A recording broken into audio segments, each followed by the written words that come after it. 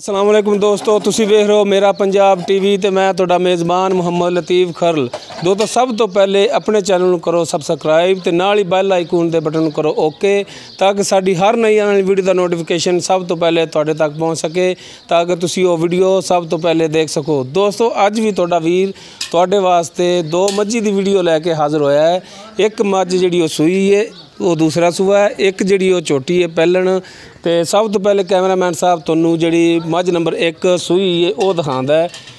माशाअल्लाह लम्मी पूछ इंदी, बरीक पूछ है, थण मुठा ते ने, वाना जिहड़ा बाहर निकलिया आया, सिंग इंदे जिने खुंडे, मत्थे सफेद फुल्ली, कालियां शाह अखां। वाना अगली साइड तो दिखाया जी कैमरामैन साहब, इनका तसल्ली नाल कैमरामैन साहब जिहड़ा दिखा रहे हैं तुहानूं हर एक चीज़, हर एक मामला तसल्ली नाल दिखा रहे ने। इस तो बाद मझ नंबर 2 दिखाणगे कैमरामैन साहब। यह पैलण झोटी है, ये हुण मालक तो पता लगेगा कि इनके सूण दे किन्ने दिन रह गए ने। मुठ पर थान बड़ियां सोहणियां गिठ पर विरलां ते बड़े सोहना वाना इंदा, पैलण झोटी ते मूरत वर्गी। अगली साइड तो वाना दिखाया जी, कोई तुन्नी नहीं, कुछ नहीं, पूछल बरीक पूछल पावें इंदा जी तुसी पौनी बना के ते वालां ते ला लो, ऐसी पूछ इंदी। बड़ियां सील ते सौ मझां। ए हुण जिहड़ी पहली मझ तुहानूं दिखाई सी उहदे मगर कट्टा है ना जी, कट्टी है जी, उहदे मगर कट्टी है। ए कट्टी तको जरा, ए दिखाया कैमरा साहब। सूई ने दूसरा दिन इन्हूं सूई नूं है, फिर भी आपां जिहड़ा तसल्ली कर लांगे, इहदी मालक नाल पुੱਛ दस कर लांगे। जिहो जी माँ है उहो जी कट्टी, बड़ी सोहनी मूरत वर्गी। हुण आपां जी इन्हां दे बारे जिहड़ा गलबात करने आ मालक नाल।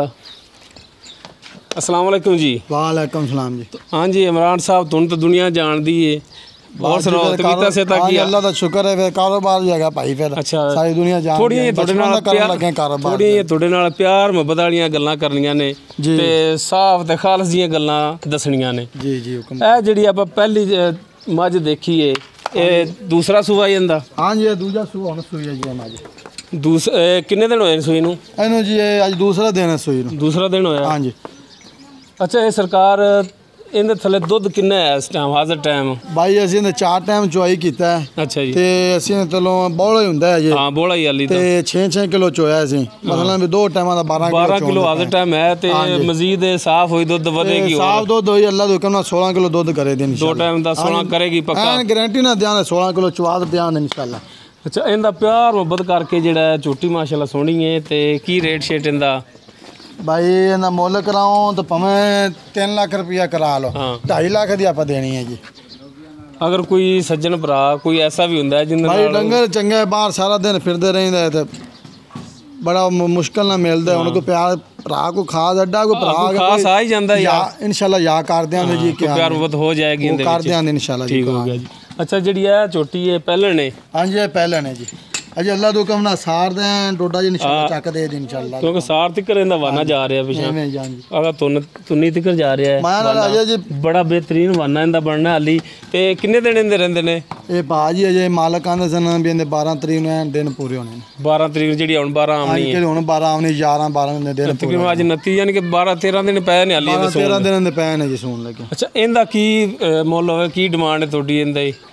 भाई मुल तो इंदा भी असीं 3 लाख करांदे, लेकिन ये 2,60,000 दे दियां। 2,60,000 दी मुल थोड़ा 3 है, लेकिन 2,60 दी है तुसी। मूंह कर में चौगी है जी। हाँ चौगी जी, ठीक है माशाल्लाह। झोटी भी थोड़ी सोहनी है, दोवें थोड़ियां जिहड़ियां ना जिहड़ियां एक दूसरी तो वध ने।